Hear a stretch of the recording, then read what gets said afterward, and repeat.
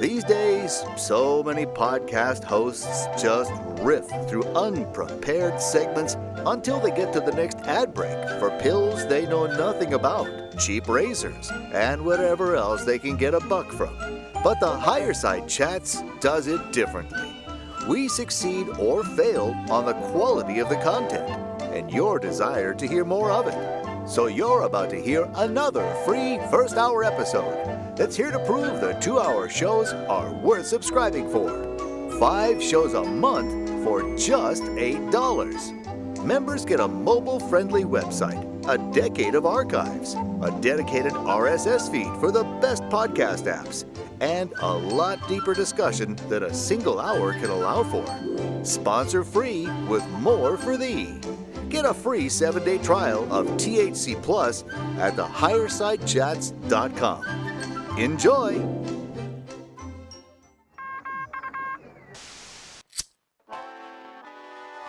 the 1930s, President Franklin Delano Roosevelt addressed the nation through a series of radio broadcasts known as the Fireside Chats. His aim was to reassure the common man that our society would recover from its troubled times. Well, we're far from 1930, and I deal with a different kind of fire. For a new era of worldly frustration, we offer a fresh conversation. I'm Greg Carlwood, and these are the Higher Side Chats. Serenity now, Higher Side Chatters. From sunny San Diego, I'm Greg Carlwood. And we gotta start asking, with all that we know about places like Walmart that become the one-stop shop for multinational subpar products, or corporate chain restaurants serving preservative-packed, calorie-loaded meals shipped by freezer truck from one side of the country to the other, why do we allow these places to hoover up all of our purchasing power when none of their products come from our local communities, and none of our neighbors, unfortunate enough to be stuck working there, are paid a living wage? It's the ultimate example of taking everything and giving nothing back. We wonder why there are no local stores or why half the country lives in drive-through dominated food deserts, but the answer is pretty clear. We do not allow our capital to circulate locally. We fail to provide a supportive customer base for anyone who takes the chance to start a small business, and we end up with 1,000 plastic things made in China owned by the same 5 companies, a food culture with no nutritional value that is slowly killing us, and a capstone cabal of Gates and Schwab foot soldiers that are more than willing to exacerbate our problems. Toxic dyes, pesticides, factory-contrived meat pastes, glyphosate-covered monocrops, and products designed to fall apart faster than you can use them. Isn't enough enough? Well, it is for today's guest, Texas Slim, who saw the writing on the wall when it comes to the quality and sustainability of our food, and founded the Beef Initiative. Grass-fed and grassroots, he's been putting in thousands of miles to go directly to what's left of sustainable agriculture-driven American ranchers, and helping them retool to transform their businesses to bypass the bullshit and go direct to consumer. He's had a huge impact in just a short amount of time, planning conferences, building out the network, and introducing the world to those in line with the movement through the guests on his podcast, Texas Slim's Vision. He's on a mission to remind the people that we need sound food, sound money, and sound communication if we want a strong society, and I am psyched to throw my hat in the ring with him. The grass-fed beef boss, source of the seed seeker, and true warrior of the war on meat, Texas Slim, welcome to the Higher Side. Shit, that was pretty damn good. Well done. Thank you for the introduction. I'd have to say that's probably the best introduction I've ever heard. Too kind. I appreciate you having me on, man. I've been looking forward to this one. Yes, and I am psyched to have you here. I'm sure this audience is getting a little fatigued by all the food shows I've done lately, as they were with the COVID shows, but this is definitely the most important thing we have going on right now, and the work you're doing to bring ranchers together and provide the infrastructure for them to thrive and go direct to consumer nationwide is just so important. And I'm inspired by the passion and the effectiveness of what you've done in a short time. You wrote about this in The Harvest of Deception, but tell the people a bit more about what the Beef Initiative is and why you are uniquely positioned to be the guy to lead this charge.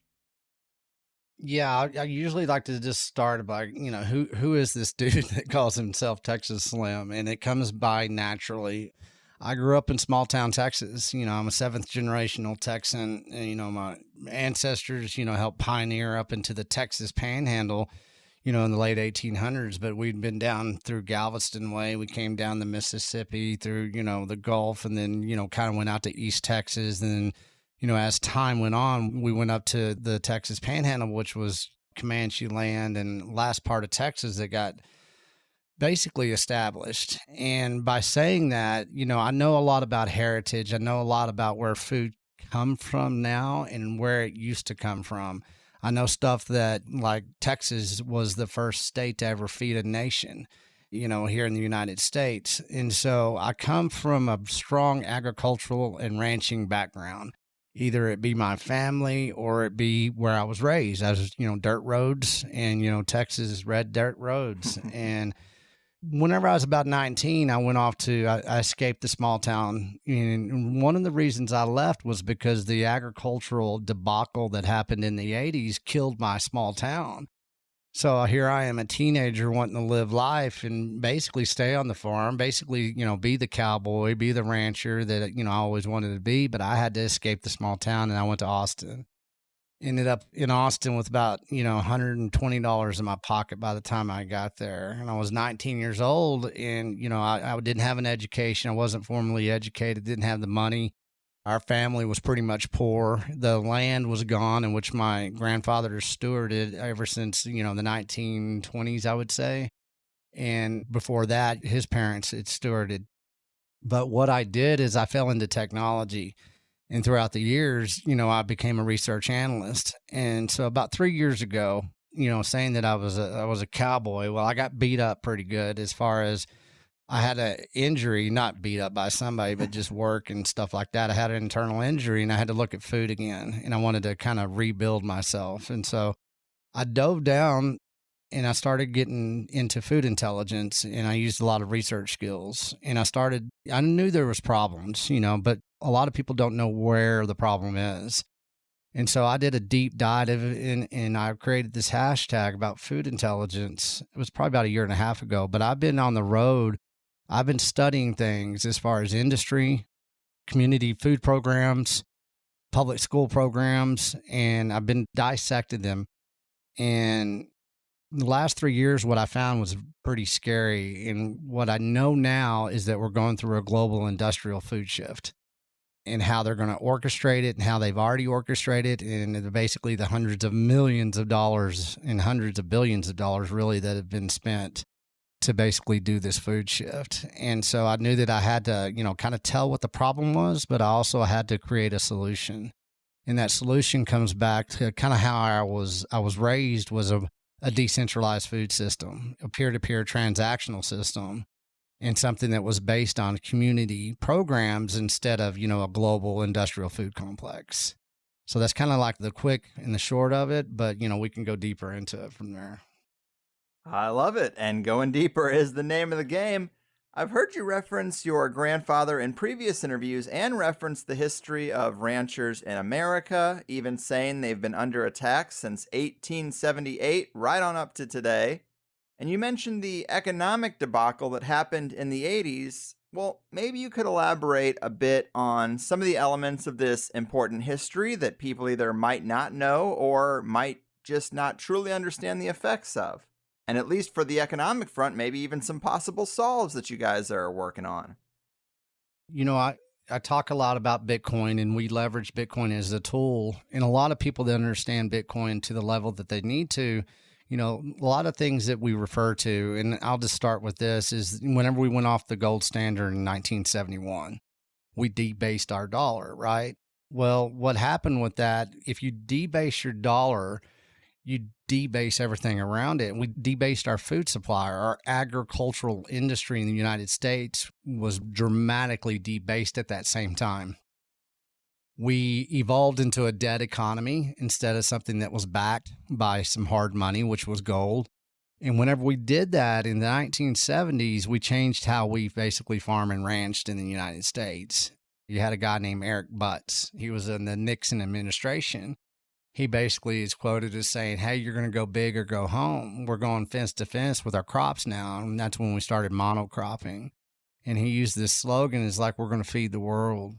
And what he meant by that is that, hey, our dollar is debased and we got to make some new profits within our agricultural system. And so we're going to use all these new chemicals and these new types of seeds and these new types of farming and ranching to where we can make higher yields and we can actually feed more people across the world. But by saying that, we squeezed out basically our agricultural industry that had been exploited. You know, especially in the last 100 years, it was exploited during the 1920s, of course, with wheat, and then that led to the Dust Bowl. But in the 1970s, we got exploited dramatically because we really started introducing chemicals, herbicides, pesticides, genetically modified seeds into our agricultural system. And by the time we got to the 80s, we had Farm Aid. And that's when we really started, you know, a lot of people were liquidating at that time because we were going through basically a kind of a monetary reset because we were really adopting that debt economy. And so that hit the agricultural world really hard. You had, you know, Willie Nelson singing Farm Aid. You know, you had the savings and loan debacle of the 80s. Well, that was a direct result of us going off the gold standard in the 70s. And why we did that and when we did that, we were changing basically the history of farming and ranching in the United States to where we started introducing what I call fake commodities into our consumption models. And stuff like, you know, you started getting the seed oils, you started getting rapeseed, we started playing around with soybeans more, we started doing all kinds of different manipulations and injecting them into processed foods, and we got very good at processing food. And so you had this industrial food shift that happened back then, and we're seeing it now, but this one's on steroids. That is a really great summary of a multi-decades-long problem. And let's elaborate on the Bitcoin thing, because that might have sounded a little out of left field for some people. I know you are good friends with Adam Curry. I was lucky enough to have him on here not long ago talking about podcasting 2.0 and value for value. And I often hear you talking about sound food, sound money, and sound communications, as well as following the Bitcoin ethos as much as you can. What is that ethos, and what can you say to help people see the connection between Bitcoin and what you're doing with beef? Sure. There's a lot of ways you look at it, right? The way I look at it is from my perspective, as far as being, you know, the founder of the Beef Initiative, ranching, agricultural, food, land, cows, everything. One thing that I always like to say, I think I was the same way in Bitcoin, is like I looked at it the wrong way. You know, you compare it to, what do you compare it to? Oh, the stock market. Or you compare it to cryptocurrency, shit coins. You compare it to so many different things. What a lot of people don't understand that they should really look at it from the very beginning is the decentralized aspect of that. Whenever I was in big tech and doing research and analysis, what I was first was a networker, a computer networker. So I understand what decentralization means. And whenever you have a currency that is basically mined, as Bitcoin is, as far as how it is created, it's created in a decentralized way, but it's also validated every 10 minutes on the block. TikTok next block, they say. So what it is it's a type of currency that we've never seen for as man, because it actually does have store value. It does have transactional capabilities. It does fight inflation. It is a tool. It is a protocol. It is open sourced.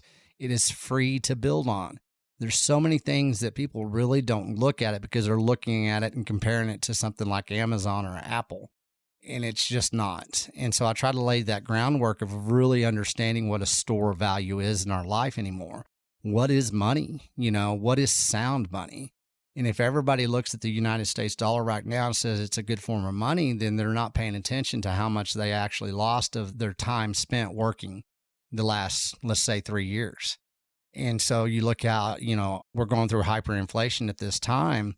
Well, you can look at Bitcoin as basically a store of value that will fight hyperinflation, and it's happening right in front of us right now. And people say, well, it's too volatile. No, it's not volatile. It's gone up 100%. Its lifespan for the last 11 years. And then I use the comparison of saying, well, you want to look at volatility. You know, I was in big tech. I was in dot-com boom days. I was younger and I was in innovation at that time. And you don't want to talk volatility. How about Amazon crashing over 80% over 9 times in its history. That's volatile. Hmm. And you look at a stock like Apple, where you couldn't even trade for it. It was against the law in Massachusetts to buy Apple stock. You know, you've looked at the stock market, you look at our financial systems, and Bitcoin, a lot of people don't understand it because it gets a bad rap, because what they're doing is they're doing a prohibition of really understanding what Bitcoin is, because it is a decentralized currency that has a store of value that we've never seen in a digital form. And, you know, you look at my grandfather, he understood what Bitcoin was. He just didn't have it. He understood what a store of value was. And he had that store of value in his land and the cattle itself. Well, that land and the cattle itself is not a store of value anymore.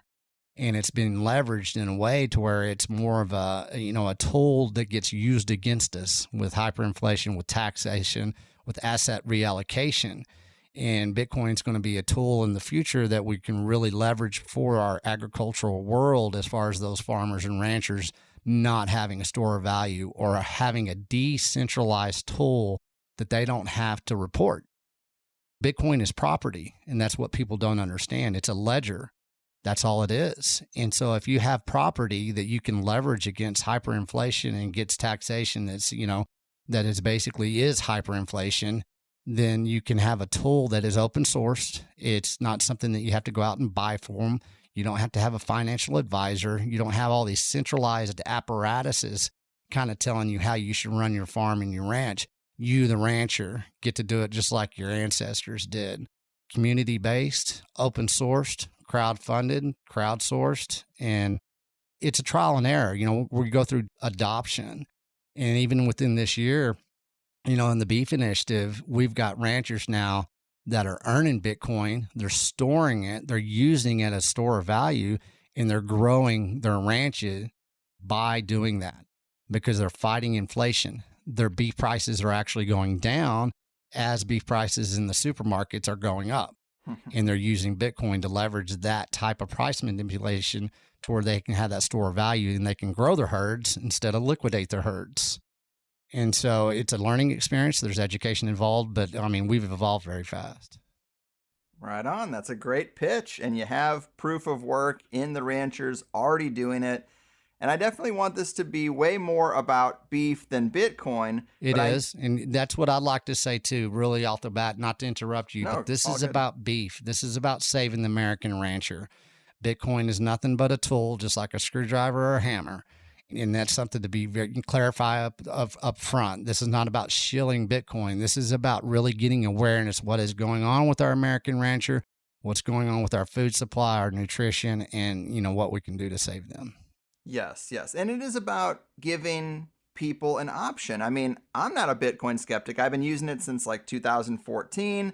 But there are people who say to me, well, this is a ploy to onboard us into a central bank digital currency. And to that I say, well, then don't use that. Just use Bitcoin, and then you won't get onboarded into some other thing. Yeah. And, you know, people worry about Bitcoin's reliance on the grid and there being no physical cash aspect to it. I kind of understand that. But hey, if the grid goes down, you think your bank account's safe?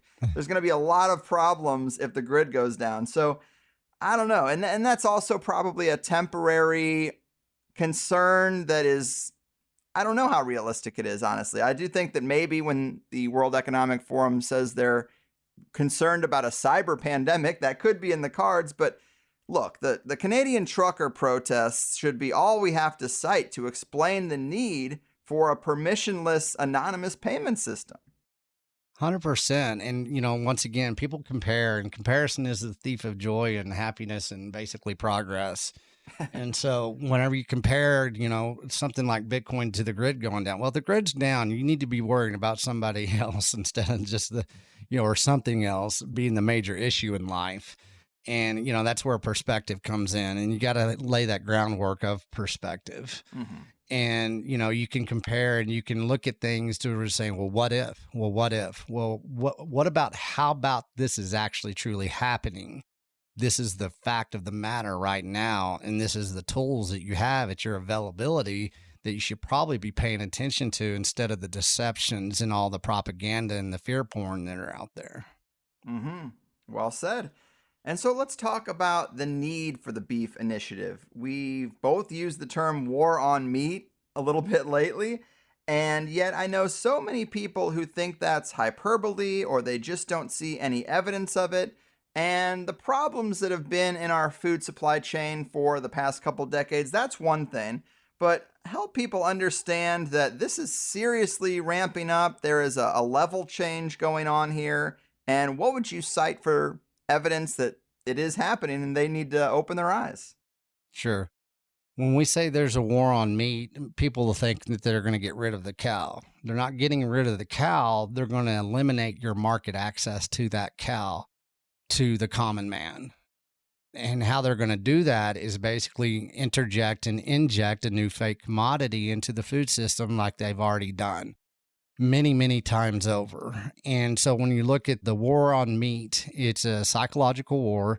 It's something that they've been planning for a long time. They've tried to do it before. They've been doing it for a long time in this country.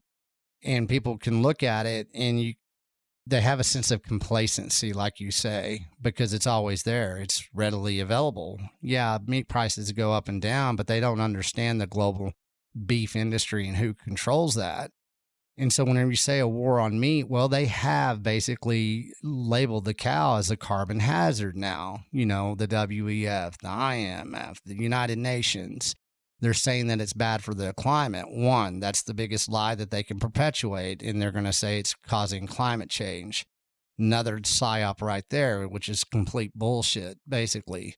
And so whenever you look at how they're leveraging against the cow as far as the understanding of livestock overall, you can tell that basically what they're doing is they're designing this new fake commodity that they're injecting into the food supply. And so you look at right now, everything that's going on. I think I said on Adam's show last October or November, I said, you know, they're going to basically have a global marketing plan around fake meat. Well, that's here. We're seeing it. And then they're going to do something else. Well, what's that? Well, now they're talking about bugs, of course. And everybody looks at it and say, well, I'm not going to eat those damn bugs. Well, I'm not going to eat that fake steak. Well, that's not what that's the distraction. And that's what people can't understand. And what they're doing here is they're making you look at like saying, well, you're going to buy steaks that are 3D printed or stem cell, or you're going to buy burgers that are pea protein or soy protein and bugs. And no, you're probably not going to, but you know, you're still eating those chicken tendies and you're still eating those pizza pockets and you're still eating restaurant food and you're still eating all that industrial food. Guess what? That's going to be cricket dust. That is the new fake commodity that they're injecting into the food supply. They don't even have to tell you that they're doing it. And what's going to be absent in that food is going to be pure animal protein. And they're basically going to take the pure animal protein out of our consumption models, especially in the Western countries. And where's all that beef going to go? Well, the beef is going to be sold to the highest bidder on the global market. We're still going to produce tons and tons and hundreds of tons of beef. You're just not going to have market access because they're going to turn beef into caviar and they're going to price it out of the common man's budget. The common man's going to say, well, I'll just have to consume something else. And that is the plan, to have to do that.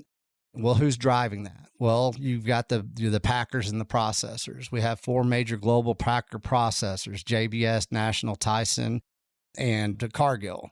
And basically, let's look at somebody like JBS. Well, they basically are one of the biggest investors in new processing centers that take the cow or the animal out of the processing center and basically process this new fake commodity. That's just kind of a good general study of that, and how that you need to look at how there is the war on meat, but it basically is got world-class marketing behind it. Plus it has world-class deception that we've already been seeing the last 50 years when they are putting all this fake commodity into our food systems that we all consume, because we don't understand the labeling laws, how they've changed, and how they can sneak this stuff into our food supplies without us even knowing it.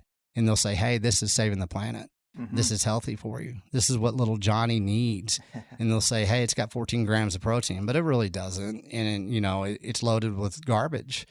And that's why people need to start looking at this It's commoditized, it's subsidized, and you are paying the price nutritionally and in the pocketbook.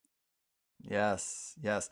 And I really love that you make that point about those folks who say, well, I'm not eating the bugs or the 3D printed steak. But, as you've said, this is nothing new. Almost 90% of Americans are obese or overweight, and many of us already eat so many factory products like chips and crackers and plastic packaged products full of hydrogenated soybean oil and all kinds of meat binders and high fructose corn syrup. So when they put insect powder in it, is that really going to be your line in the sand? I mean, come on. If they make it taste good, most people are just going to go along with it. Of course they are. They've proven that. And as you point out, how have they proven it? Well, our consumption model has led us to where we're metabolically bankrupt. And this is a short period of time that they've done this. Everybody's looked at the pictures of the beach in 1969 and 1970, and then you look at the beach now. Man, you can't compare, man. You can't even look at it without saying there's an issue here. Well, how did we get there? Well, it's exactly what we've just been talking about the last 20 minutes. Mm-hmm. And it's happening. And what sucks about it is it takes you to look at the accountability mirror. It's not a judgment, man. This is just an observation that is based on some real freaking facts that we need to change our consumer demand to something different that has been chemically engineered to taste good and to make our body treat it like it's a drug, and that we have to have that next fix. Mm-hmm, mm-hmm. And in terms of the bug thing and just retooling all the processing plants, I think I heard Adam Curry mention this, and it was really concerning, and I think he heard it from you. But apparently, the food processing plants in America are already retooling and restructuring for the Frankenmeat and insect-based products. So it really is full steam ahead on this stuff, because once the plants switch over their processes and change their systems, they're probably not going back. Are we really seeing that already? Yeah, on the industrial level, whenever I say a global industrial food shift, right? What does that mean? People don't understand what that means. Well, it's an industrial shift. All the equipment, all the technology, all the product, everything involved from the blueprint up changes. And, everybody, I get all the conspiracies coming at me every day.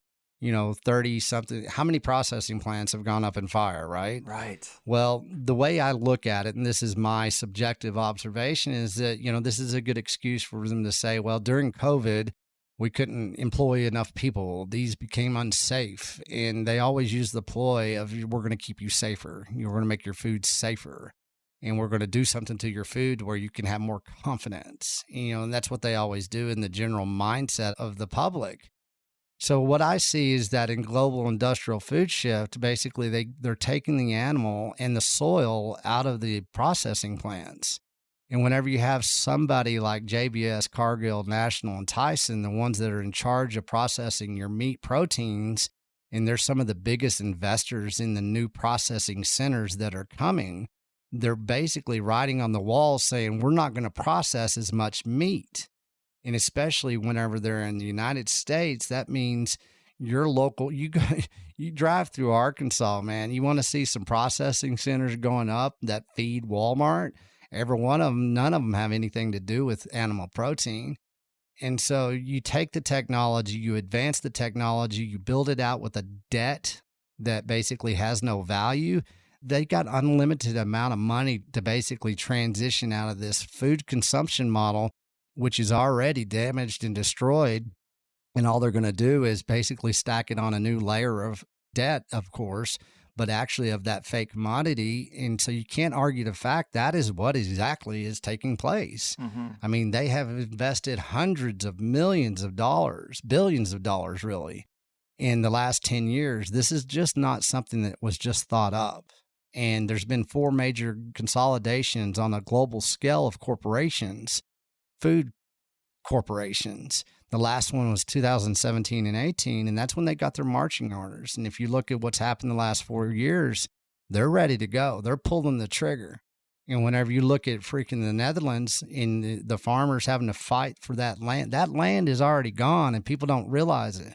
And that's not taking anything away from what the farmers and ranchers are doing in the Netherlands, but they got plans for that land. This is asset reallocation that's based on a monetary reset here, and people need to wake up to it because their consumption model and their consumer demand is what is driving this. Yes, I'm glad you mentioned that, because that was going to be one of my questions I wanted to make sure we hit, was how much of this is a land grab?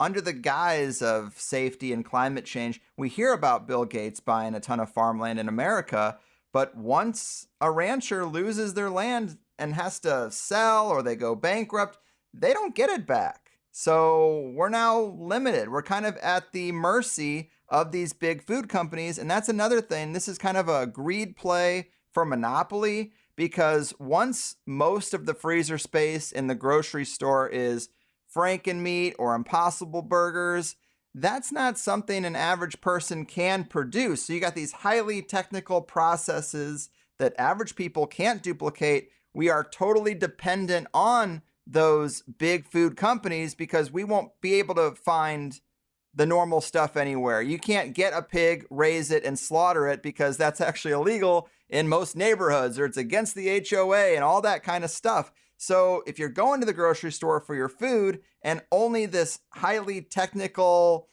Frankenmeat is what's left, well, that's a total monopoly capture on food. But I'm getting sidetracked here. The land grab aspect. I mean, what's motivating that? What do they want to do with this land? And why is this such a big deal that kind of goes a little bit under the radar with this whole agenda? Well, it's broad. Why are they doing what they're doing? Well, they're doing it so they can own the damn land. Right. I guess it's that simple. Okay. And then therefore, whenever they own the land, they can do whatever they want with that land.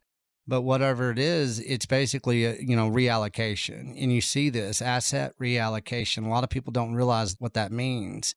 Whenever they print all the money that you look at 2008, that was somewhat of an asset reallocation in the residential housing market. Okay, what did they do? They bailed it out and everything. Well, those guys that lost money got their money back. People like Vanguard, BlackRock. What is Vanguard and BlackRock doing right now? Well, they're buying up residential areas in the United States to where they're buying tons and tons of residential real estate. Okay, well, what's going on with the farms and the ranches and the farmland and everything that we have? Well, of course, Bill Gates. Well, he's one of the major investors in all the fake meat companies that have spawned. A lot of people don't realize a lot of this technology came out of Israel, and they do a lot of startups. They have a lot of technology based around this. And so he's got a lot of shell companies that he hides under his Cascade Investments, I believe it is. So the land grab has a lot of intentions, a lot of intentionality behind it. But that's, once again, Gates is somewhat of the distraction. While that was happening, China went ahead and bought almost the same amount of land during COVID. And well, why would China do that? Well, they have billions of people to feed, one, right? But then they can use our land to produce on our soil, and then they can commoditize and they can profiteer off of everything that is local to us, and they can take it over to China. They can actually, that land that they have, they can leverage it for beef production, hog production, corn, wheat, whatever they need to do. And they don't have to sell it to the local communities in America.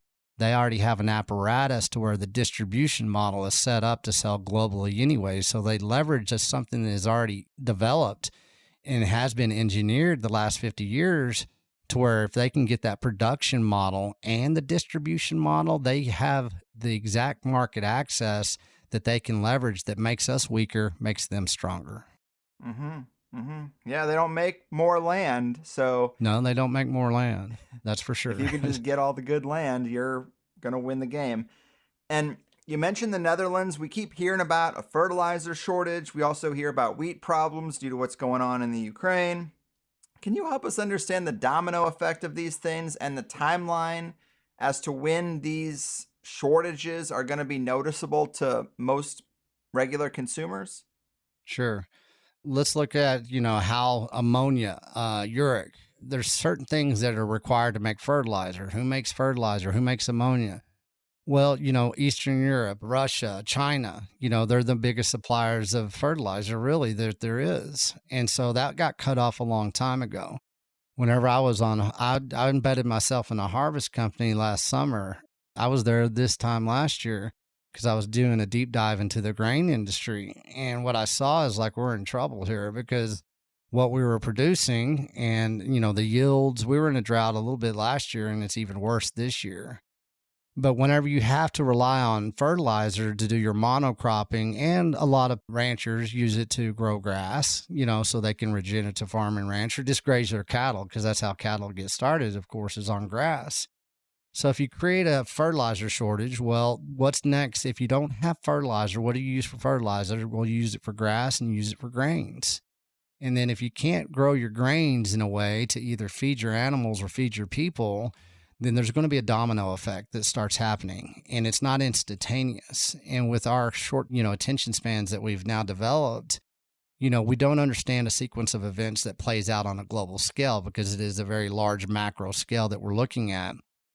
You look at commodity prices, you look at the cost of fertilizer now. It used to be about $200 for, I think, a 2-ton delivery of fertilizer. Well, now that's $1,200 to $1,400. Well, that farmer or rancher is going to say, I'm just not using it, man. I can't do it. I'm just not growing this year. And sometimes they'll get paid even not to plant their crops. So not having enough fertilizer, not growing enough grain, therefore you're not going to have the livestock. There's a sequence of events that plays out over basically from a 6-month to an 18-month window, that what you do is you deplete your inventories of the products that you need to basically feed your societies. And it's coming. And there's going to be a prohibition against the market access to food. And it's going to be something that has been engineered. It's being engineered on purpose. And it's going to be a shock to the system. And whenever you have a shock to the system, that's whenever you basically introduce a new system. Mm-hmm. And it's part of the overall play to create this short-term food supply shortage or insecurity. And it'll play out across, the world, of course, and then it'll play out in the cities. We don't know. Nobody knows exactly. But when it happens pretty quick. You can clean out a city within 2 to 3 days with food. And you look at the supply chain line breakdowns during COVID. You look how they're being reassessed. You look at the food industrial shift that is going on. That is part of it as well, is you create a little chaos and then you come in and then all of a sudden you're the savior. And whenever you take a food industry as we have it and you make it to where it's so subsidized, it's so centralized, and it's so globalized, then it becomes something that's very cheap to produce and to transport. We're not out of food here, and we probably won't even get there. What we are out of, though, is having that market access to a good food supply system. That's what's going to be the hit. Unless you understand who is producing your food and what your market access truly is, or that you have options for it, then you're either going to be woken up very quickly or you're going to be very prepared. Yes, it's very important to, as you say, go out and shake a rancher's hand and let them know you got their back so they can do what they need to do, and you'll have the comfort of knowing that you also have a good meat supply. But I'm hearing people say, I think I've had 2 previous guests who say they think this impact could come as soon as September or October of this year. Do you think that's reasonable to suggest that we'll see noticeable issues? We can't say how bad they'll be, but something clearly noticeable will hit us around Q4 of this year.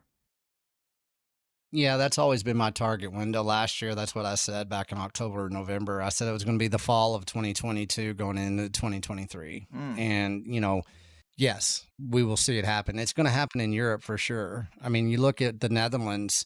Let's look at their food supply. They're the number 2 exporter of produce in the world. And, well, they're taking that land away from them. They're not producing as much. And so you'll see touch points across the world. You'll see famine this year. In the next 12 months, you will see famine in this world. Don't know where it'll be. And because of that famine, you'll see migration. So, yeah, I believe that basically the spark of what we're going to suffer through, or that we're going to have to engineer our own personal lives through, will be starting this year. Nobody knows, and I'm not one of these persons that say it's definitive, but everybody that I do work with, and I work with some of the same people that Adam does, and I've worked with some people that are actually out there right now, and they say this shit is happening. And that you don't mess with the people that tell us. But like I say, this is what I hear. And as much as I know and what I've been doing the last 3 years, if I had that damn gun to my head, I'd have to say, well, buckle up, Buttercup, because here it comes. Yeah, it seems scary, but people who've been following this show, I have interviewed a rancher here and there for several years now, trying to say, hey, why don't you just get your meat from this person? I've interviewed a West Coast, an East Coast, and a Midwestern rancher, all of which, between the three of them, cover the whole United States in their supply. And I know, of course, now you're doing so much in that regard as well. And I wanted to ask you to compare and contrast grass-fed regenerative beef from typical corn-fed grocery store beef. They're not all created equal. What can you tell us about the antibiotics, the additives, and the things people probably aren't even aware of when they see that USDA Prime label? Well, whenever you look at regenerative, what does that mean? Well, that means basically from the soil up. You're not using any inputs that don't come from the soil. You go from the soil to the grass, to the cow, to the producer, to the processing center, to your fork. That's something that doesn't have chemicals associated with it, correct? Okay, if you get into a commodity cowboy, I think we call them commodity cowboys. What everybody does, or factory farming, some people will take it like that. What you do is you're going to start that calf on grazing. It'll go from grass, and then at a certain point, it'll be led into a process that is fed grains. A lot of those grains these days come from the major grain companies. They're, Bayer, Monsanto, stuff like that. And so they will be fed a form of grain that has been genetically modified. Usually it is basically produced with fertilizers, pesticides, as far as the grain.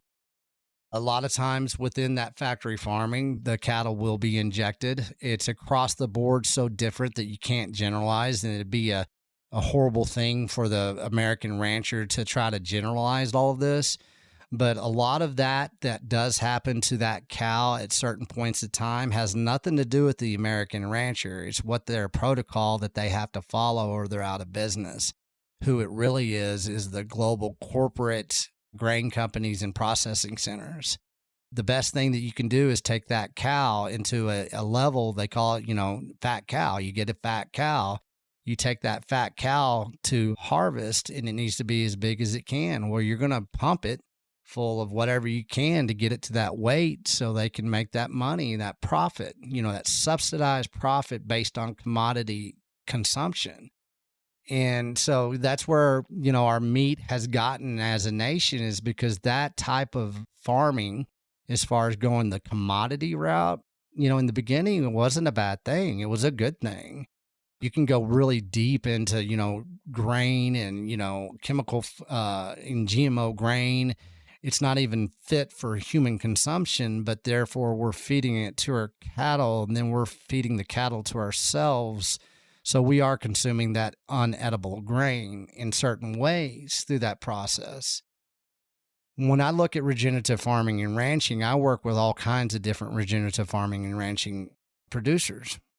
And across the board, what they do, they have the mindset that they are chemical free. And that's what it is. You will have to use some form of antibiotics on any cow, especially you have something like black hoof. It's very common in ranching.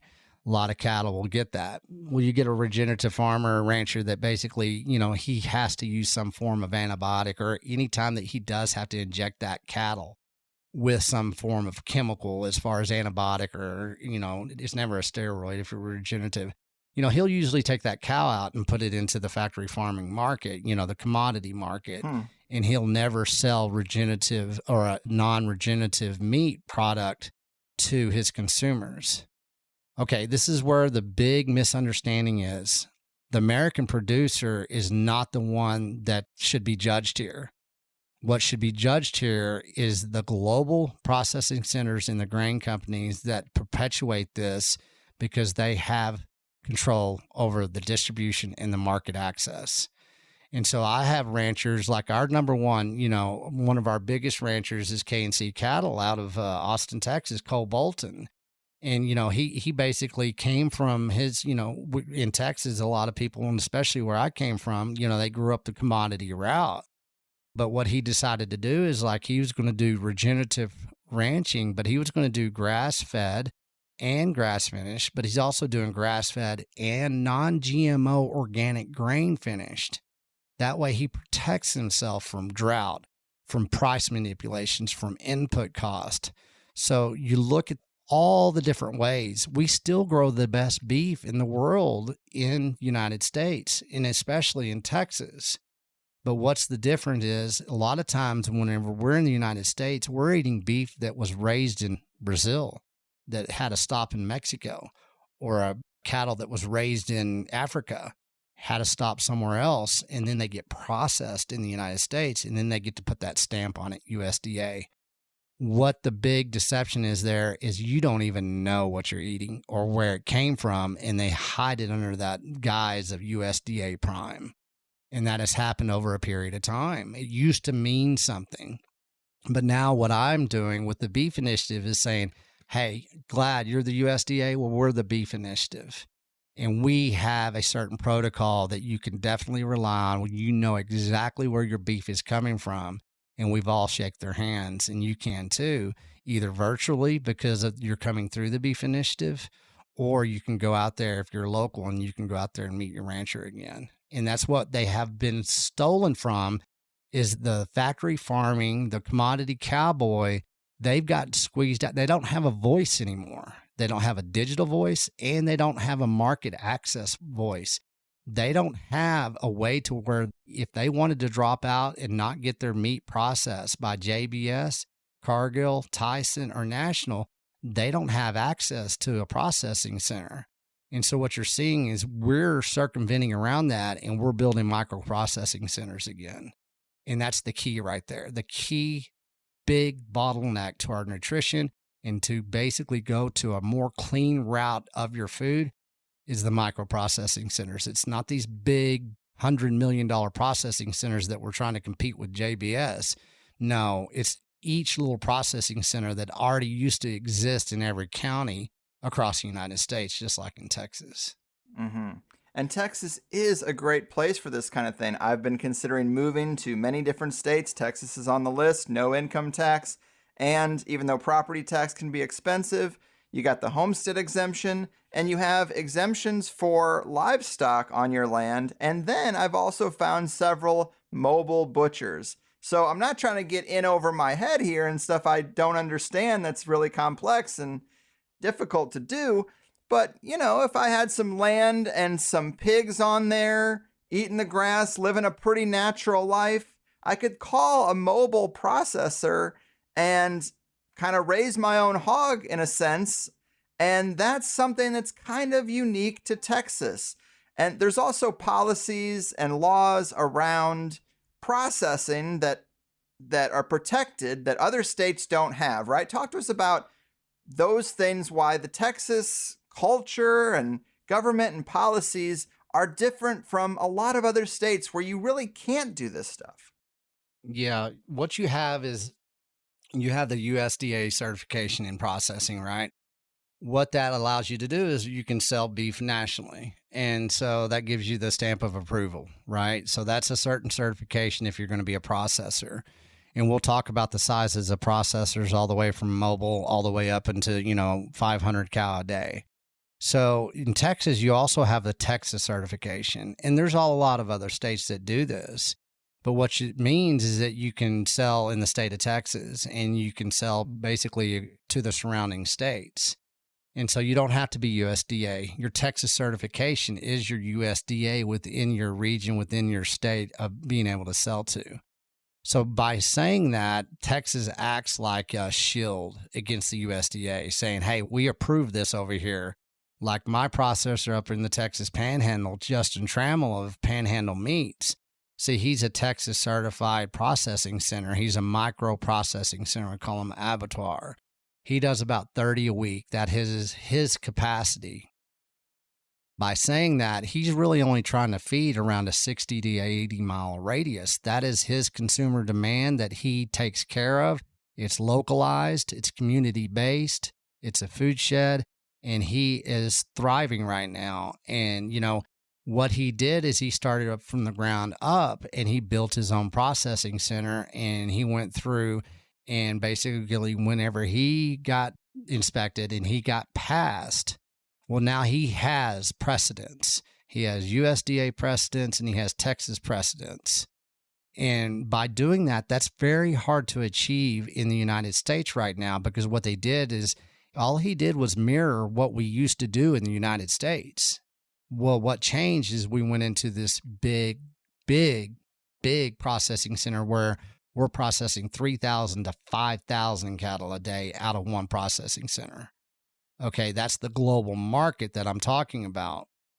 Well, they don't know how to, basically, most states don't know how to go back and scale down. That's a big problem. Texas does.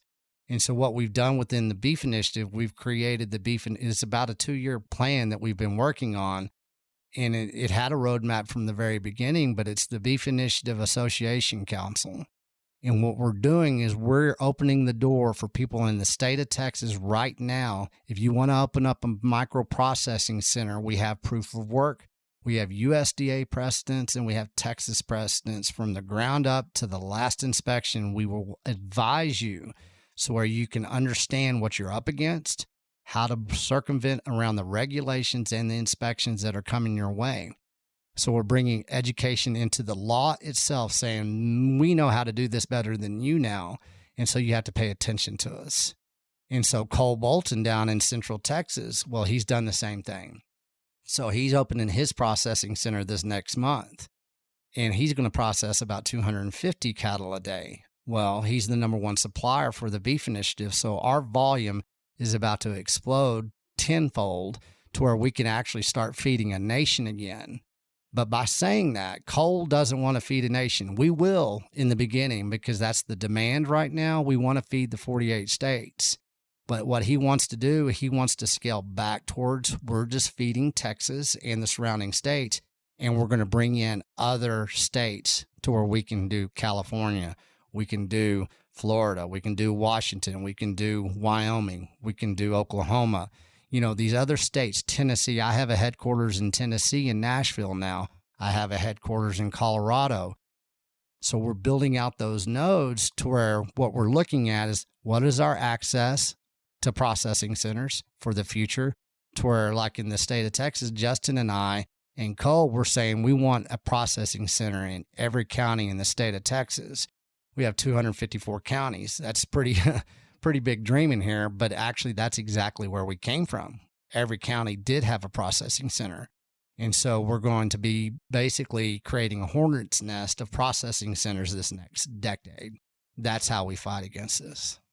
Oh, I love it. It is so complicated. There's many layers, many steps, and you are hitting all of them and trying to just cut through all the bullshit that would stop people from accessing their food or producing food, if that's the side of the coin people want to be on. And it's just like so impressive. And I mean, you're really leaving a mark on America right now. And it's just mind-boggling to me how many people are out there totally ignorant that this is even needed. And then like you're going to be right there when they do need it. And it's because you've done this work for several years. I'm curious, are regenerative agriculture systems immune or at least less affected by the fertilizer problem? Yeah, well, let's look at today in Texas. We're going through a massive drought right now. Okay. Yeah. And, regenerative farmer, rancher, animal producers, you call them grass farmers, they all go by different titles. So you don't want to disrespect any of them. But you look at the drought that we're suffering through, there's a lot of guys out there that do regenerative, and sometimes you can call them a hobby farmer rancher, and they rely on good weather. They rely on good rains. They let the cattle graze. They let the cattle have a really good life. Well, maybe this year they're going to be a little bit suspect of, the drought because that's going to basically squeeze them. And everybody has this thing that ranchers are rich. So they're not rich, man. They're just making every cycle that they can because they love doing what they are doing. Regenerative, yes, they are vulnerable in certain ways. They're vulnerable to the elements more so than anybody, right? They're less vulnerable to the deceptions and to the global chemical companies and everything. They don't have to rely on all those input costs. So therefore, they have more wiggle room.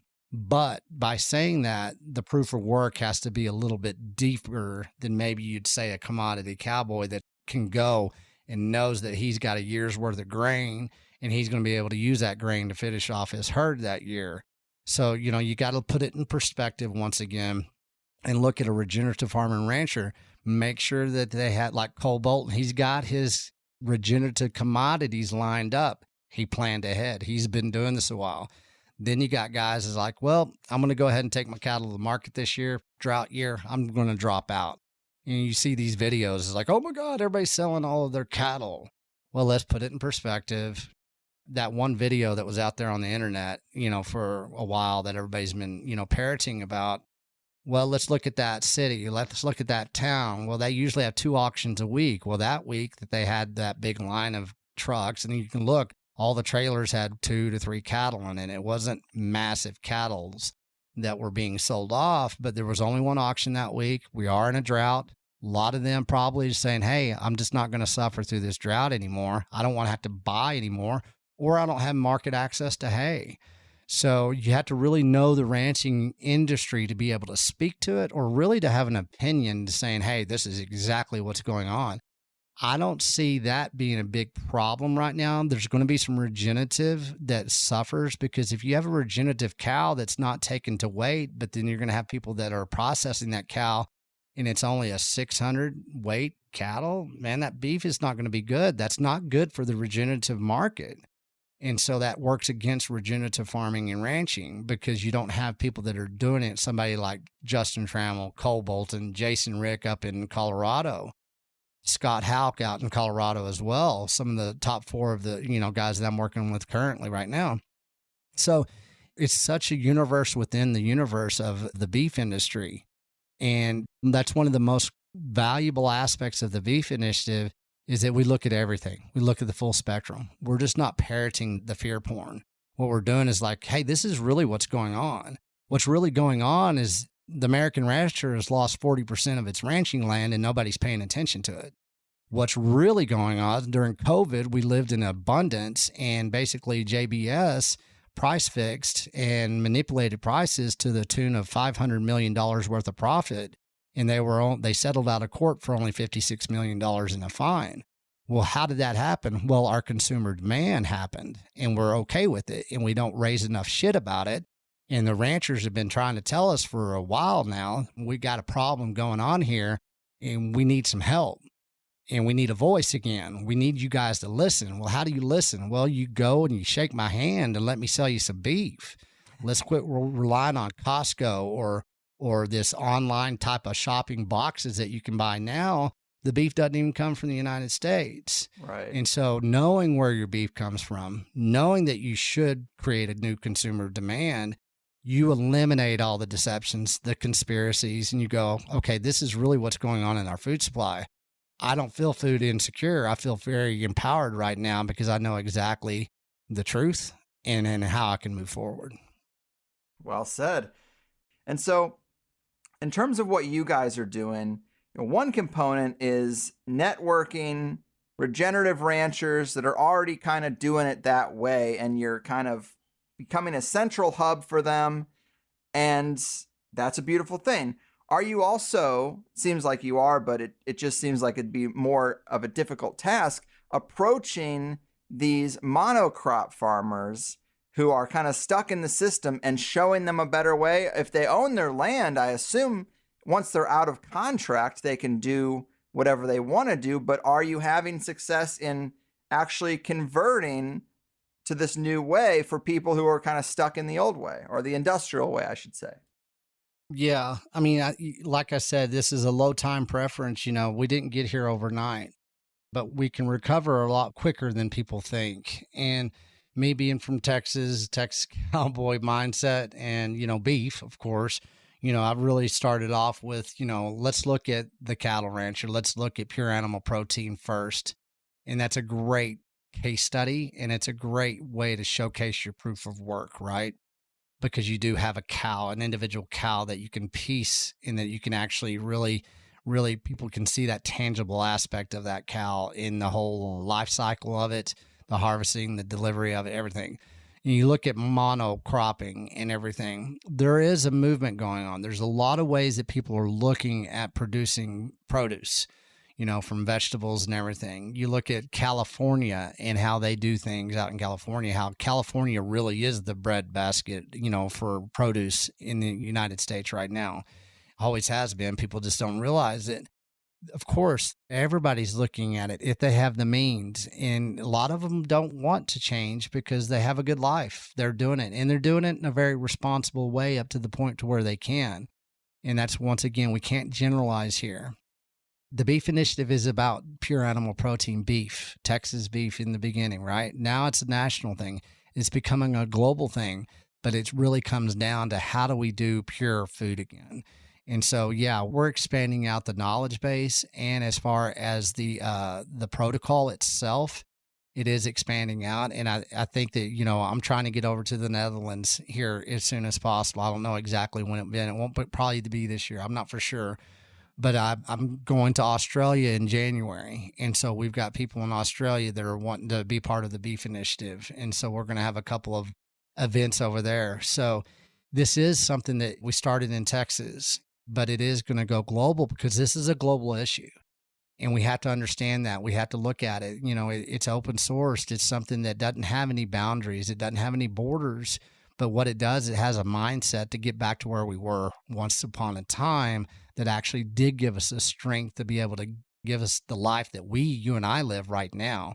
It didn't come from basically our grandparents consuming the type of food that they did. They did it with clean produce and clean, pure animal protein. Yeah, I just am so impressed with how effective you have been. It's like a lot of us, especially people like me, had been complaining about there being a problem here for a while. Right. And just waiting for someone to come along and really light the fire like you have. It's just so impressive. And you've done events from Colorado to Tennessee. Obviously, this is all contributing to the network building, but tell people a little bit about the events that you have had and the events you plan to have. Sure. Man, and I didn't know anything about events, or they're hard. I'll tell you that much. Yeah. I'm getting learnt. But anyways, to say that our first one was in Kerrville, and it was down there in Central Texas.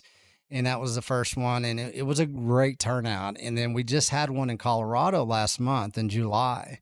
And, once again, man, everybody that came there, it was a 3-day event. Nobody wanted to leave. It's like, man, a new call to action, right? A new awareness. And we had ranchers, we had Bitcoiners, we had local community. Everybody's understanding that this is based on value for value. This is like a new international lifestyle. Adam and I have actually talked about that. People just don't understand this is the new lifestyle that you're craving for. And so what I'm trying to get people to understand is that these conferences aren't these dry little stupid conferences where you got, PowerPoints and, screens. These are interactive. You're getting market access to some intelligence that you can't really find, and you create relationships at these places. And so next month in Georgia at White Oak Pastures with Will Harris, I mean, he's one of the biggest, greatest stories of turning around a farm and a ranch to a regenerative model again. His family ranch is over 150 years old. That was regenerative, but then it went the commodity cowboy route. But then he took it and he got it back to regenerative. He was the first person to sell grass-fed beef to Whole Foods before Old Bezos bought him out. Cool. And so he has proof of work. He stewards his land and his animals on his own. He has that vertical integration. So we're bringing everybody out to Georgia and say, come witness yourself how you can create at least your basically change your consumer demand, have a new market access. Maybe you want to learn about the heritage woman and how she used to prepare for the family, the heritage family. How do they go about this?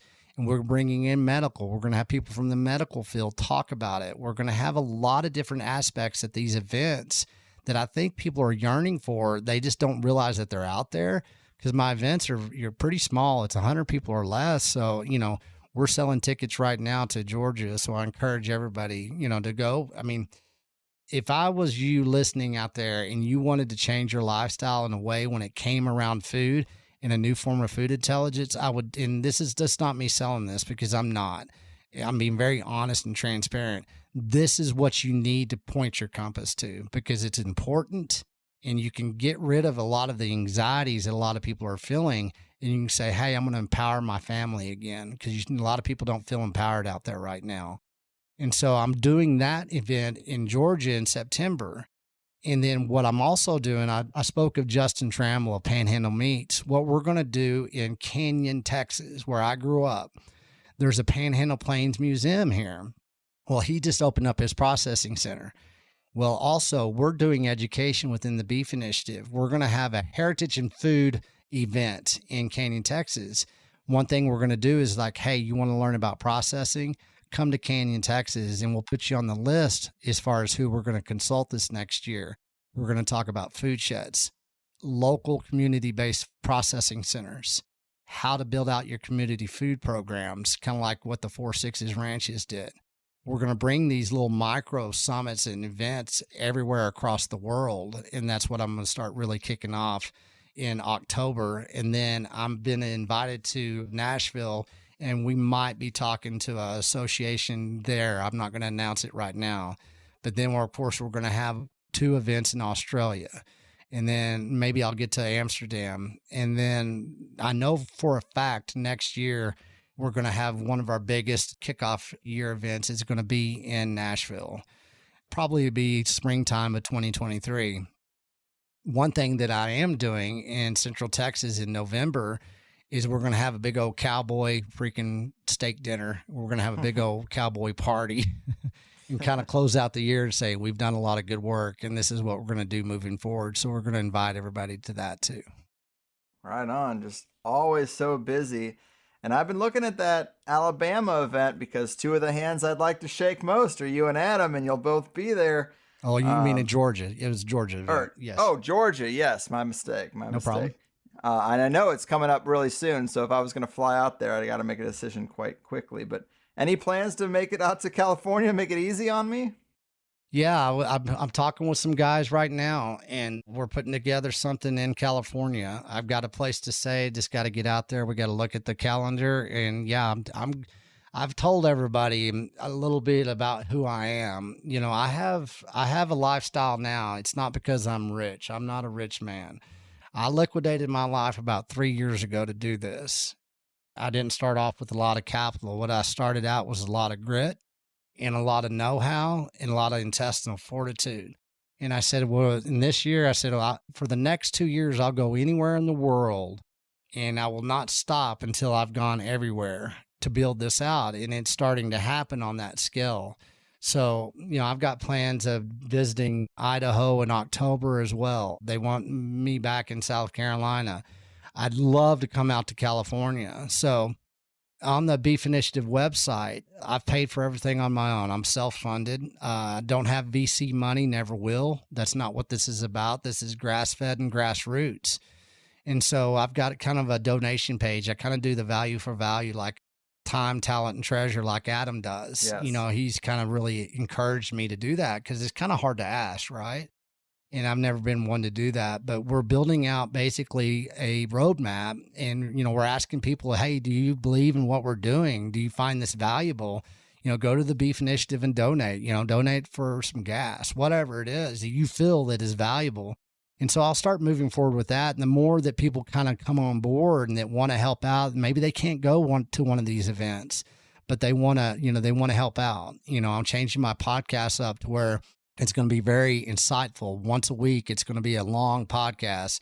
I'm going to talk about people who are contributing and what we're doing and where we're going. And it's going to become very interactive.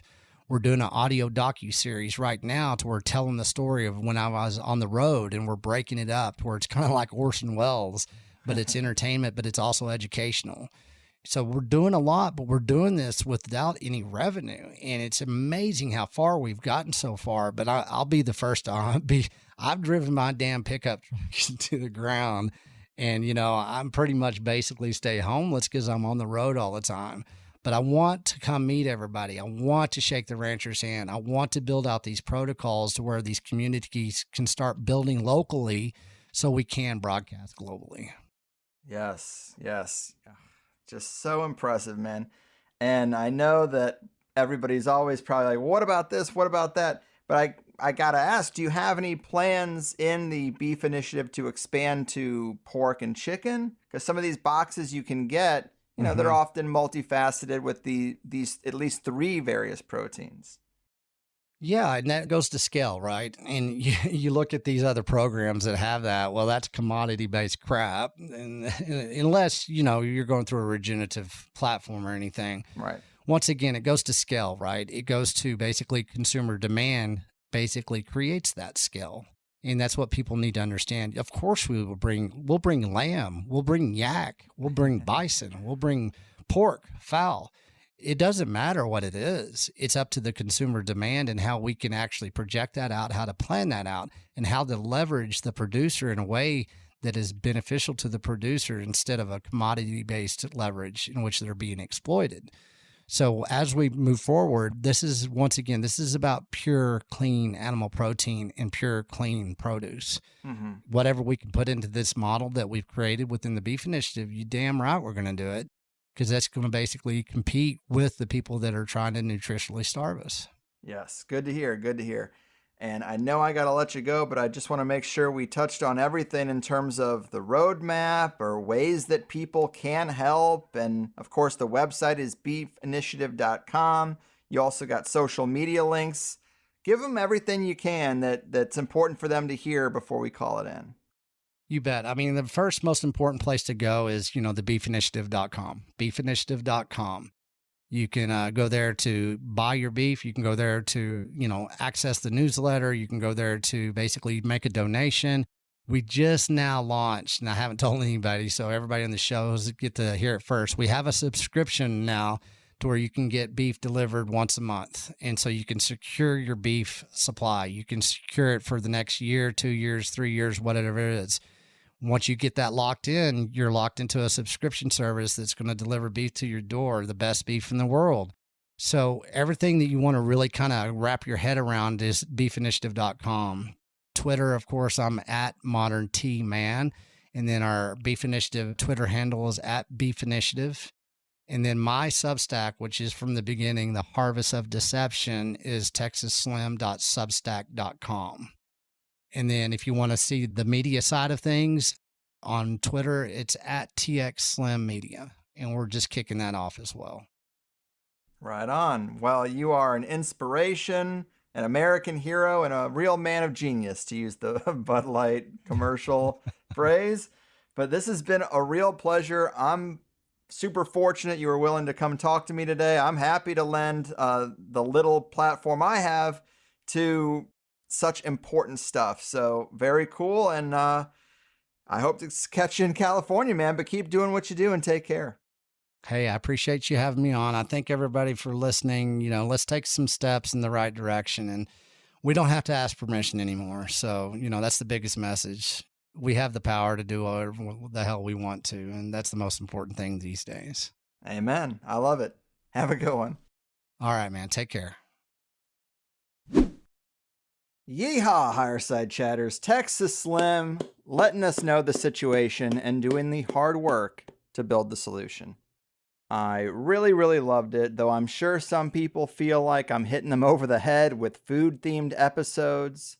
And I thought Dr. Lara was really amazing with the history of food control and the agenda run through food science, because he's a highly credentialed food scientist, so he has his realm. And Texas Slim is out there going above and beyond to provide Americans with the options they don't even know they need or that they're losing. Yes, we have done interviews with ranchers and farmers that are kind of about the same thing, but now we're talking to a real go-getter who is helping to give these guys the tools and education they need to move to direct-to-consumer and expand the grass-fed regenerative model. And when you check out beefinitiative.com, you can know that they ship coast to coast, so any American listener can take advantage. I know some of our previous rancher interviews were much more regional, so when people would get really motivated hearing the interview, they couldn't go to that direct person. But this is different. Check out Slim's website and get a box of high-quality meat. I've been through a bunch of these subscription boxes, to tell you the truth, and I really like their options here. They source from several Texas and Midwestern ranches, but then you also have a lot of choice when it comes to what you want, and it's totally a good price. Here's just an example. 2 New York strips, 2 filet mignons, a 3.5-pound roast, 2 Denver steaks, 1 tenderized 2-pound round steak, 4 chuck eye steaks, and 5 1-pound packs of ground beef, and 5 pounds of ribs. All for $165. Like, to me, that is a good deal. That is about 12 meals for my wife and I when you count the roast is 2, 5 pounds of ribs is 2, 5 pounds of ground beef might even be 3. You go to the farmer's market, you get your vegetables, and you're all set. You don't have to be some kind of Michelin star chef to grill some meat and roast some vegetables. Extra points if you roast your own vegetables too. And maybe this is not the most epic stuff we've talked about, but to rebuild a strong foundation in this country, first you have to be aware that it's needed. So that's already a minority of us, right? The conspiracy folks, let's call it 30% of people. That's probably generous, but a third. Right there, we're already so far behind that we really need all of us in that minority to make sure that we're eating clean and eating local and supporting the infrastructure that allows for that. Enough with the big chain conglomerates. We know they're feeding us bullshit. We know they're taking our local dollar out of circulation. We know they're paying people in our community a dog shit wage. Well, it's time we put our foot down. We gotta do more than just bitch online about the World Economic Forum. This is a really practical thing you can do. Dedicate yourself to this one thing. It does make a difference in your life and the strength of your food supply and your health, and it takes a few more dollars out of the food tech corporate cabal. They tell us what they want to do. Are we just going to roll over and let them do it? But I did see this I was going to mention. It is a little bit of good news. I saw this headline from the Daily Mail, but it says, "Fake meat fail? Beyond Meat reels as sales slow and stock plummets." With an analyst saying that they are burning through cash and may go bankrupt as partnerships with McDonald's and Taco Bell don't pan out. So, good. I mean, if we go back to the interview with Dr. Lara, the CEO of Impossible Foods said they intend to send red meat producers into a, quote, death spiral. So, fuck you, dude. But again, this just means Impossible meats weren't working for fast food customers. Well, you shouldn't be there anyway. The regular stuff they're selling isn't much closer to meat either, you know? But Dr. Frédéric Lara said several times this is their plan, but that's not to say it will be successful. So stuff like this is encouraging to hear. Interviews like today's really inspire me as well. It is important to not have a defeatist mindset, but recognize the problems and the challenges and then go after them. If they can get things done using a problem reaction solution model, so can we. So big thanks to Texas Slim for stepping up and to Adam Curry for bringing Slim up on No Agenda as often as he has, or I'd have no idea. And I did bring up moving again on this one. I already made the decision to knock that off. It's getting a bit repetitive. It'll happen when it happens, but I already had this one recorded, and I also do appreciate some of the culture in Texas regarding food and thought it was worth bringing up. Here's another little story as an example. My wife and I are friends with a couple who moved from here out to Texas recently, and when we were doing our big road trip, we stopped in to hang with them for the weekend, see their new house and everything. And we went to a place for breakfast that just happened to have a bunch of vendors set up as well. And we saw a meat cart and started talking to the woman about their family farm, totally regenerative, grass-fed and finished. And my buddy needed some eggs, which they also sold at this cart. But they also had a sign that said if you buy a tri-tip, then you get a free carton of eggs. So Boom, let's just do that. Well, she gave my man 4 free cartons of eggs. And they don't even have to be refrigerated because they still have the bloom on them, which is also just interesting. If you ever wondered why some eggs need to be refrigerated and some don't, they come out of the chicken with a film on them that protects them from that need for temperature control. I had no idea. But the whole thing was cool. So, high quality food, talking to the producer, getting a bonus just for having a good conversation. It was a memorable exchange, and it was very Texas. I definitely walked away thinking, I want to be a part of this. If this was going on right down the street from where I bought a new house, I would not be disappointed. Plus, Texas gives you tax breaks for animals on your property, literally paying citizens to keep the food supply strong and decentralized. That's great. I wish it wasn't so hot and so drought-stricken and so archaic about marijuana. But the food aspect of the culture and stories like the one I just told are a beautiful thing. Also, in the Plus show, one of the things we talked about was the 3-day bone broth fast inspired by Dr. Care. And if you saw my social media at all this week, you know that I actually started that 3 days ago. So I had an early dinner on Monday, and then Tuesday and Wednesday did not eat anything except for bone broth and drinking some water. But today I did wake up not feeling so great allergy-wise, and so I kind of just said fuck it. The point was to feel amazing, and I felt better on the second day of the fast than I did today. So I woke up and I did have some eggs with the family, but it's really, to me, about no sugar, no carbs, and nothing artificial. And it probably does make for a good reset. I definitely had an easier time than I expected. If you were considering such a thing, I was barely hungry. The harder part was just being bored without eating for 2 days. But I think going without everything for that little while will make it much easier to appreciate small meals and exercise more portion control. But we'll see. So I did about 60 hours is how far I made it, a bit shy of the full 72, but I tried. Discipline has never really been my strong suit, and had I woke up today feeling energized and breathing all right, I would have probably cruised right on through today as well. But something really triggered those allergies. Maybe I smoked some weed with pesticides on it yesterday. Another thing I gotta be better about. But Dr. Care has seen some amazing results converting families from the typical American diet to an all-organic and grass-fed one. Really impressive. And other things we talked about today in the Plus show for Plus members would be issues with analysis paralysis and the right ways to think about food, the 4-6's Ranch school lunch success story, the political takeover of school lunches and the attack on kids, grooming and social engineering through Hollywood and, quote, the science, the reasons why they're nutritionally starving us, the truth about food delivery apps, the way the conventional system enslaves the modern farmer. We also talked about problems with the farm equipment manufacturing corporations and how to revitalize soil and keep it healthy. Become a Plus member if you like the way I do a show and you want to hear it in full.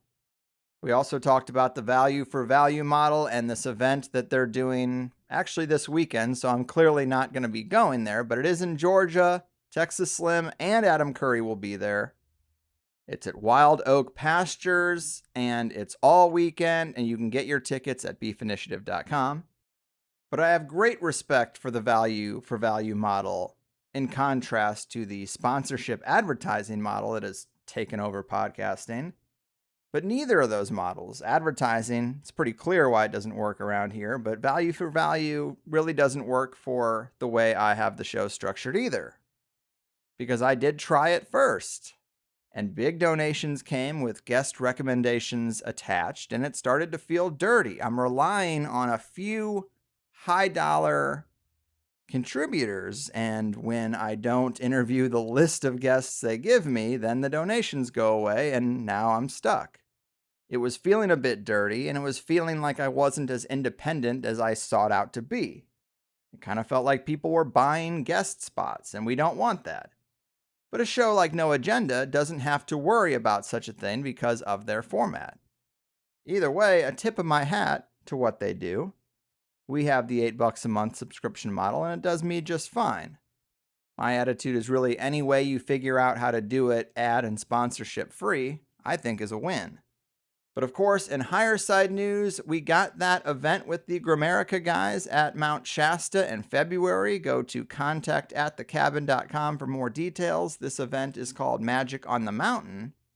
But if you want to hang out with me for 4 days and do some hiking and smoking and all that, this is the place to be. Plus, we're going to drink that sweet, sweet Shasta water.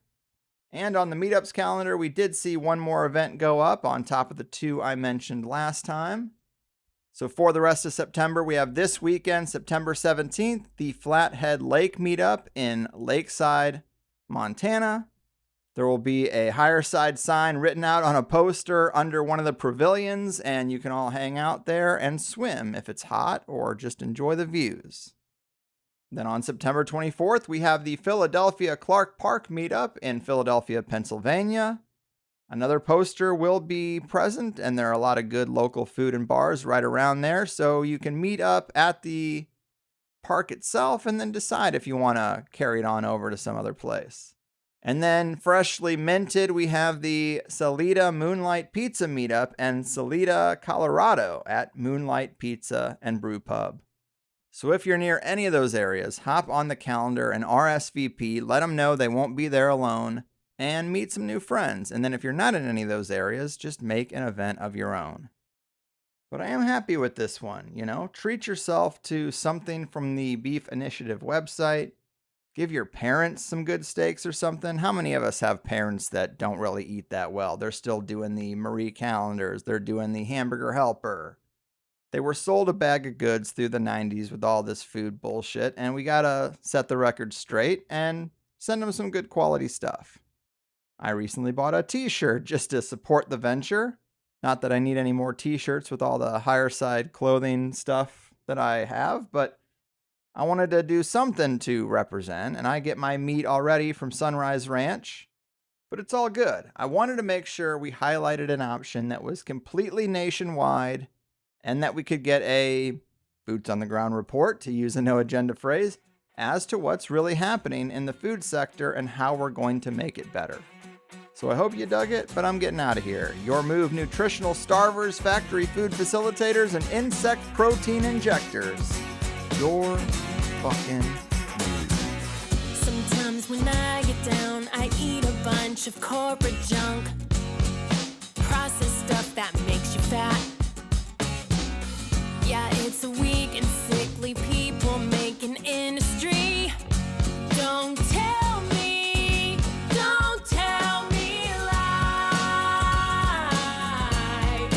Discipline is no fun, I find.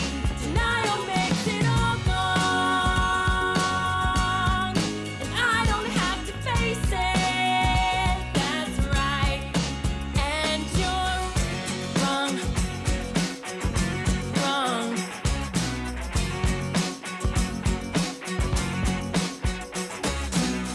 Got an addiction to the digital technology, and every now and then I try to quit and leave it be, but it's too hard to turn it off. It's getting worse, and yet it's learning.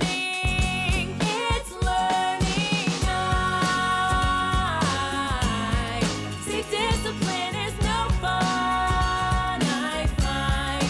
Denial makes it all gone, and I don't have to face it, that's right.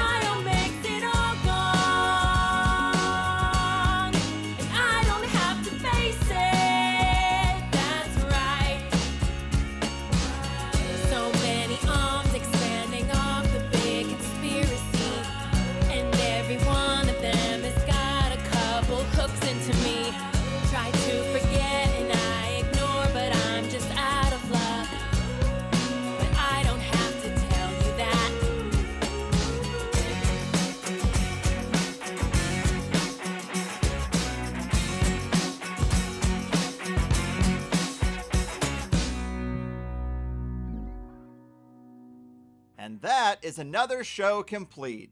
Remember, as much as you enjoyed this, which is just the free first hour, I hope you'll become a Plus member to hear the full 2-hour interviews. You also can engage with other Plus members in the comments and the forums, and you'll find your answer to one of the most common questions I get, which is where can I find those cover songs that you use at the end of the show? Well, they are free downloads for Plus members too. And without Plus members, I can't hire the occasional musician to bring these odd cover song ideas to fruition. Plus members are how I'm able to do what I do without ads and without the big machine being on my back. We can fit so much more into a 2-hour interview, and I do my best to make it worth your time and money. The conversation only gets deeper, weirder, and more controversial in that private hour. How could it not, the way things are going? But the best way to sign up is at thehighersidechats.com, where new first-time subscribers always get a free 7-day trial because I'm just that confident. There's no PayPal on the website, but if you need to use PayPal, then sign up through Patreon and you get all the same episodes. Our website is a credit or debit system, but you can also scope out the other options like a few various cryptos, cash or check mailed to the P.O. Box, and I'll even barter with most people if you have your own business and produce something nice that my wife or kid or taste buds might like. But the architects of consensus reality have made it clear that these themes and topics aren't really welcome on the main stage. And so this is how we secure a little counterculture corner for ourselves, and I hope you'll join Plus because that is the only way it works. Besides, you can cancel anytime right on your profile page. The most common concern I hear is people just being unsure if THC Plus will work with their podcast app, and the answer is probably yes. But if not, we have several high-level app recommendations for whatever phone you use, and the website is made for mobile too. We're trained to tip a waitress for bringing us a sandwich, but that tip doesn't give you access to a second sandwich. Really, I'm not asking for any more than that, and I think I offer a better service. Come get your second serving of tasty conspiracy goodness in exchange for that small token of your appreciation. Beyond that, let it also be known that we have grown and survived as long as we have by word of mouth. I don't care so much about social media likes or follows, but tell the right people about THC. And not just listeners, but the high-level figures who are better suited to sit down with me than most other hosts. And if you can help me with any of these things, I can work to bring you better shows, which is just a win-win for both of us. Informative, entertaining, and action-packed. It also never hurts to thank a guest you liked if you have the time either. We want them to know people are listening, so they're willing to come back down the road too. Thank you for spending some time with me, and cheers to a better tomorrow.